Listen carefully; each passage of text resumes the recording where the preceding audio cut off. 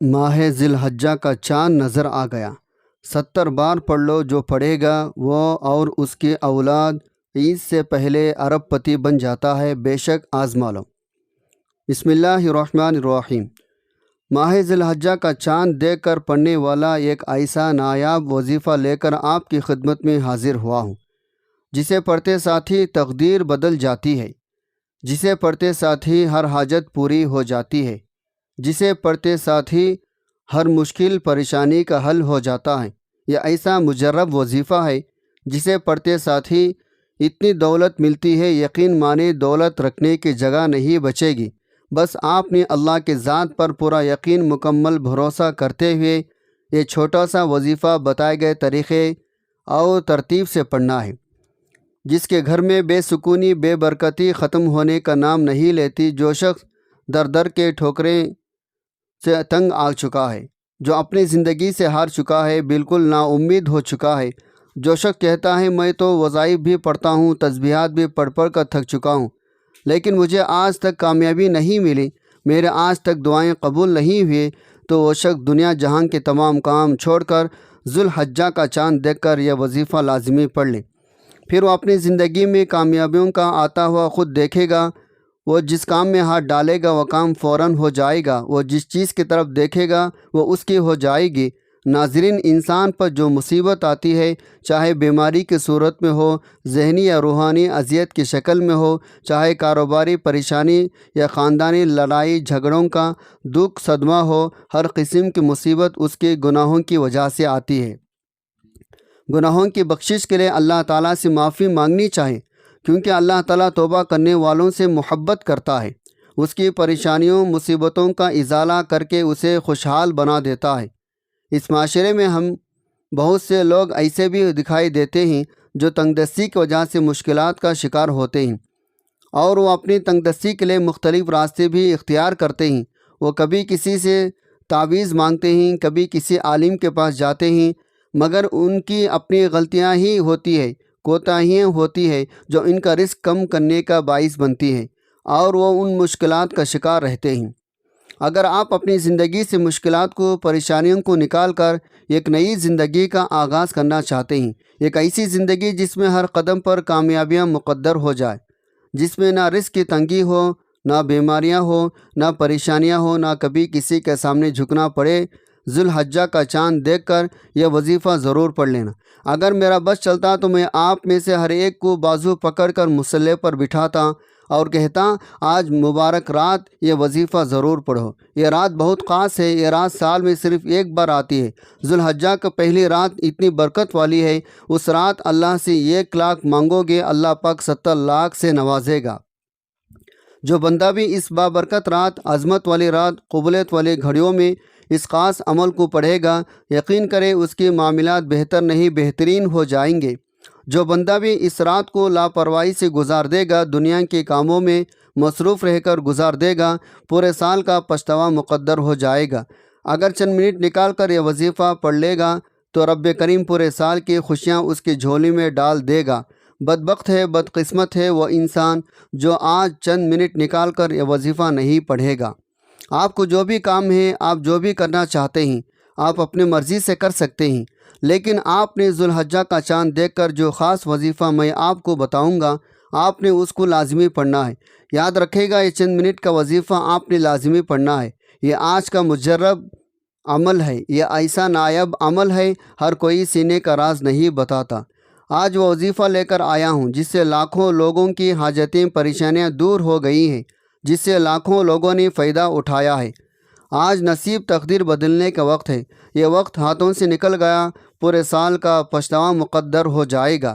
جس کو جب جہاں جیسے وقت ملتا ہے، چند منٹ نکال کر یہ وظیفہ پڑھ لینا، پتہ نہیں پھر اگلا سال یہ موقع ملے یا نہ ملے۔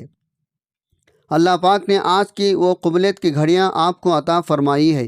آپ نے آج بتائے گئے طریقے ترتیب سے یہ وظیفہ پڑھنا ہے۔ یہ رات اتنی قبولیت کی ہے، آج یہ وظیفہ پڑھنے والا پورے سال کی خوشیاں سمیٹ لیتا ہے۔ اگر آپ بھی صرف چند منٹ کے وظیفے سے پورا سال مصیبت، ڈپریشن، مایوسی سے جان چھڑانا چاہتے ہیں، آج کا یہ وظیفہ کسی صورت مت چھوڑے گا۔ آپ چاہے دنیا جہاں کسی بھی کونے سے تعلق رکھتے ہیں، آپ انڈیا سے ہیں، پاکستان سے ہیں، بنگلہ دیش، جاپان، دنیا کی کسی بھی کونے سے آپ کا تعلق ہے، جب بھی آپ کے ملک میں ذو الحجہ کا چاند نظر آ جائے تو آپ نے وظیفہ کسی صورت نہیں چھوڑنا۔ آج کی رات آپ نے وظیفہ لازمی پڑھنا ہے۔ آپ چاہے رات کو اسی وقت پڑھ لیں، صبح نماز فجر کے بعد پڑھ لیں، چاہے نماز ظہر کے بعد پڑھ لیں، چاہے نماز عصر، مغرب، عشاء، کسی بھی نماز کے بعد آپ یہ وظیفہ پڑھ سکتے ہیں۔ نہ وقت کی کوئی پابندی ہے، نہ جگہ کی کوئی قید ہے۔ آپ دکان پر ہیں، دکان پر پڑھ لیں، دفتر، کاروبار، سفر میں چلتے پھرتے پڑھ لو، لیکن ماہ شعبان کے چاند کا یہ خاص وظیفہ کسی صورت مت چھوڑنا۔ وقت کی نزاکت کو مد نظر رکھتے ہوئے آئے ناظرین آج کی اس بابرکت عمل کی طرف چلتے ہیں، لیکن اس سے پہلے اگر آپ اس چینل پر نئے ہیں اور آپ نے ابھی تک اس چینل کو سبسکرائب نہیں کیا تو خدا را اس چینل کو ابھی سبسکرائب کر لیں، کیونکہ ایسے بہت سے وظائف، بہت سے اعمال آپ کے حوالے ڈیلی بیسس پر کرتا رہوں گا انشاءاللہ۔ اب عمل کا طریقہ کار سمجھ لیں۔ جب آپ ذو الحجہ کا چاند دیکھ لیں یا چاند کی خبر سن لیں تو باوضو مصلی پر بیٹھ کر یا چلتے پھرتے آپ نے سب سے پہلے نبی کریم صلی اللہ علیہ وسلم کی ذات مبارکہ پر 3 بار درود پاک پڑھنا ہے۔ درود پاک آپ کون سا بھی پڑھ سکتے ہیں۔ آپ مختصر سا، آسان اور سب سے چھوٹا درود پاک صلی اللہ علیہ وعلی آلہ وسلم پڑھ لیں، یا صلی اللہ علی محمد پڑھ لیں، یا آپ نماز والا درود ابراہیمی پڑھ لیں تو سب سے بہتر ہے، کیونکہ درود ابراہیمی کی فضیلت، برکت سب سے زیادہ ہے۔ میں آپ سے یہی کہوں گا، نماز والا درود ابراہیمی پڑھیں۔ روایت میں آتا ہے ہمارے پیارے آقا صلی اللہ علیہ وسلم بھی تمام درودوں میں درود ابراہیمی کو سب سے زیادہ محبوب رکھتے تھے۔ درود ابراہیمی ایک بار ثواب کی نیت سے میرے ساتھ بھی پڑھے گا۔ اللہم صلی علی محمد وعلی آل محمد کما صلیت علی ابراہیم وعلی آل ابراہیم انک حمید مجید۔ اللہم بارک علی محمد وعلی آل محمد کما بارکت علی ابراہیم وعلی آل ابراہیم انک حمید مجید۔ 3 بار درود پاک پڑھنے کے بعد آپ نے اپنے خاص مقصد کی نیت کرنی ہے۔ ہر انسان کا مقصد الگ ہوتا ہے، ہر انسان کی حاجت الگ ہوتی ہے۔ آپ کرائے کے مکان میں رہتے ہیں، آپ اپنے ذاتی گھر خریدنا چاہتے ہیں، اس کی نیت کر لیں، مجھے میرا ذاتی مکان مل جائے۔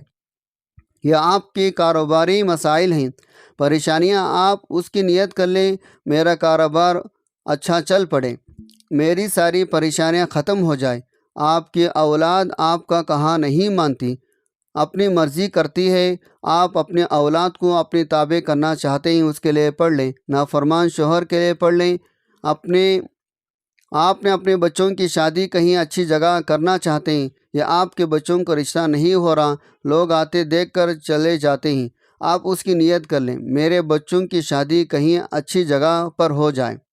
غرض آپ کا جو بھی مقصد ہے، جو بھی حاجت ہے، جو خواہش ہے، آج مانگ لینا۔ آج اگر آپ کو لگتا ہے میری فلاں خواہش ناممکن ہے، وہ کسی صورت بھی پوری ہو نہیں سکتی، تو آج اپنے مقصد کی نیت کرتے ساتھ ہی فوری طور پر آپ نے ایک بار اعوذ باللہ من الشیطان الرجیم بسم اللہ الرحمن الرحیم پڑھ کر وظیفے کا آغاز کرنا ہے۔ یاد رکھے گا، تعوذ تسمیہ پڑھنے سے تمام شیاطین اثرات ختم ہو جاتی ہیں۔ جس کام کے شروع میں تعوذ تسمیہ پڑھ لیا جاتا ہے اس میں برکت ہوتی ہے، اس میں خیر ہوتی ہے، اس میں سلامتی ہوتی ہے۔ جب آپ نے اپنے تمام مقاصد کی نیت کر لی، تعوذ تسمیہ پڑھ لیا، اب سب سے پہلے نمبر پر جو وظیفہ آپ نے پڑھنا ہے وہ وظیفہ اتنا آسان ہے، کوئی چھوٹا بھی بچہ بڑے آرام سے، سکون سے، آسانی سے پڑھ سکتا ہے۔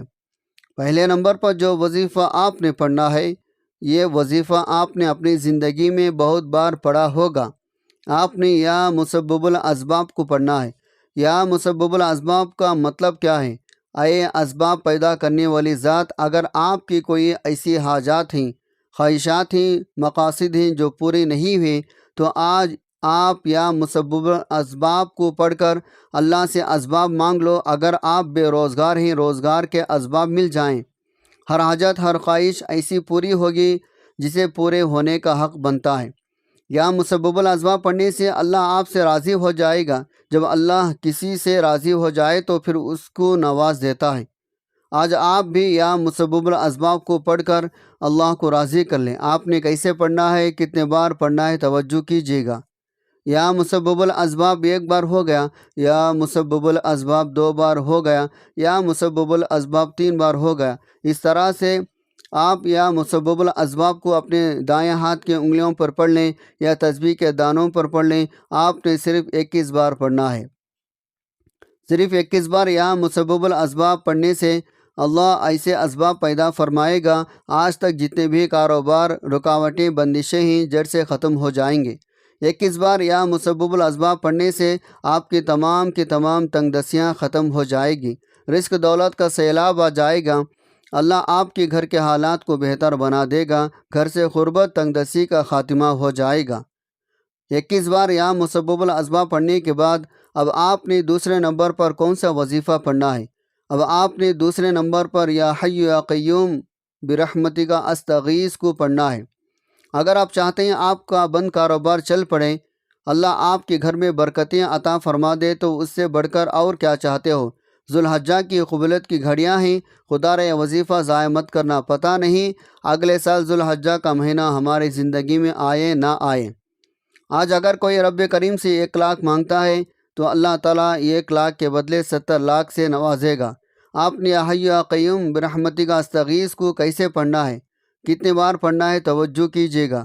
یا حی یا قیوم برحمتک استغیث 1 بار ہو گیا، یا حی یا قیوم برحمتک استغیث 2 بار ہو گیا، یا حی یا قیوم برحمتک استغیث 3 بار ہو گیا۔ اس طرح سے آپ ہاتھ کی انگلیوں پر پڑھ لیں یا تسبیح کے دانوں پر پڑھ لیں، آپ نے صرف 33 بار پڑھنا ہے۔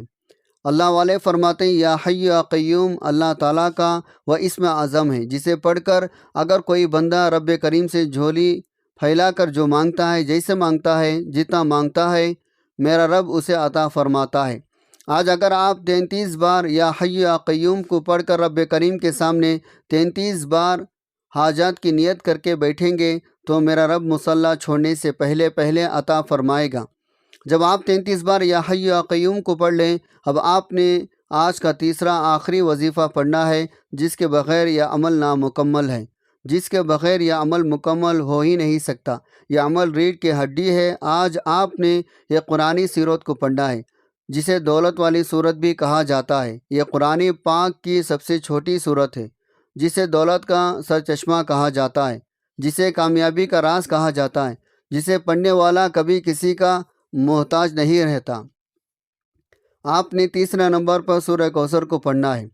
سورہ کوثر کی تلاوت سماعت فرما لیں۔ اعوذ باللہ من الشیطان الرجیم، بسم اللہ الرحمن الرحیم۔ انا اعطیناک الکوثر فصل لربک وانحر ان شانئک هو الابتر۔ آپ سورہ کوثر کو اپنے ہاتھوں کو انگلیوں پر پڑھ لیں، آپ تسبیح کے دانوں پر پڑھ لیں، آپ نے صرف 70 بار پڑھنی ہے۔ جب آپ سورہ کوثر کی تلاوت کر رہے ہو، آپ روتے ہوئے، تڑپتے ہوئے، سسکتے ہوئے، اللہ تعالیٰ کا شکر ادا کرتے ہوئے رب کعبہ سے مانگتے چلے جائیں۔ یقین کیجیے یہ ایسی صورت ہے جسے 70 بار پڑھنے سے اللہ تعالیٰ آپ کی نسلوں کو آباد کر دے گا۔ جن گناہوں کی پکڑ کی وجہ سے رب نے آپ کا رزق تنگ کیا ہے، آپ کے گھر میں پریشانیاں ہیں، فاقے ہیں، تنگ دستیاں ہیں، اس سورہ مبارکہ کی فضیلت، برکت سے ہر طرح کی پریشانیاں، ہر طرح کی گناہ، ہر طرح کی بندشیں ٹوٹ جائیں گے اور کامیابی آپ کا مقدر ہو جائے گی۔ جب آپ یہ تینوں اعمال بتائے گئے طریقے ترتیب سے پڑھ لیں، آخر میں نبی پاک صلی اللہ علیہ وسلم کی ذات مبارکہ پر 3 بار درود پاک لازمی پڑھے گا۔ جو آپ نے عمل کے شروع میں پڑھا تھا، اب آپ کا عمل مکمل ہو گیا۔ یاد رکھے گا، جب آپ عمل کے شروع کریں گے تو آپ نے اپنے دل میں اپنی حاجات مراد، جس کے لیے آپ یہ وظیفہ پڑھ رہے ہیں، جس مقصد کے لیے آپ یہ عمل کر رہے ہیں، اور جب آپ عمل مکمل کر لیں تو آخر میں آپ نے دعا ضرور مانگنی ہے۔ اپنی تمام پریشانیوں کے لیے، حاجتوں کے لیے، دکھ تکالیف کے لیے اللہ پاک سے رو رو کر، گڑ گڑا کر آپ نے دعا ضرور مانگنی ہے۔ اللہ پاک ضرور کرم فرمائیں گے۔ اللہ بہتر نہیں، بہترین سے نوازے گا انشاءاللہ۔ دعا ہے اللہ تعالیٰ ان وظائف کی بدولت ہماری تمام مشکلات، پریشانیاں، رزق کی تنگی کو دور فرمائے اور ہمارے لیے آسانیاں پیدا کرے، آمین۔ اللہ تعالیٰ ہم سب کامیابی سے آمین فرمائے۔ محترم ناظرین، اپنے رزق میں برکت وسعت کے لیے اللہ تعالیٰ کے 99 ناموں میں سے کوئی ایک نام کمنٹ پہ ضرور ٹائپ کریں۔ السلام علیکم ورحمۃ اللہ وبرکاتہ۔